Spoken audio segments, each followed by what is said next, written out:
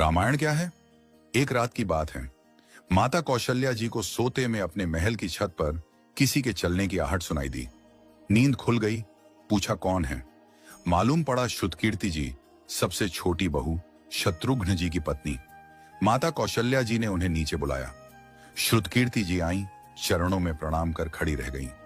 माता कौशल्या जी ने पूछा, श्रुति, इतनी रात को अकेली छत पर क्या कर रही हो बेटी? क्या नींद नहीं आ रही? शत्रुघ्न कहाँ है? श्रुति कीर्ति की आंखें भर आईं। मां की छाती से चिपटी, गोद में सिमट गईं। बोली, मां, उन्हें तो देखे हुए 13 वर्ष हो गए। उफ!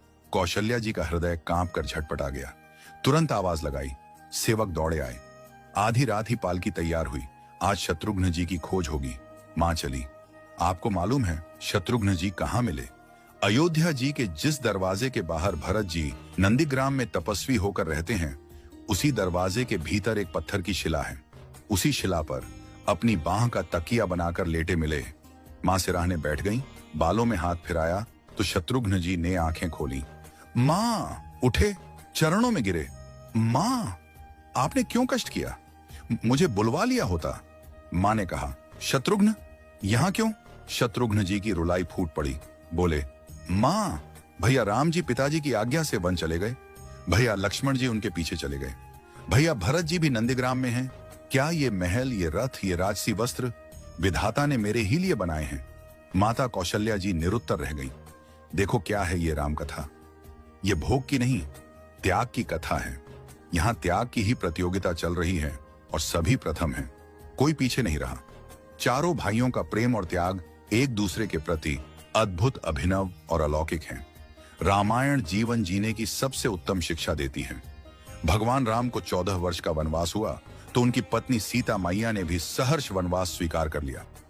परंतु बचपन से ही बड़े भाई की सेवा में रहने वाले लक्ष्मण जी कैसे राम जी से दूर हो जाते?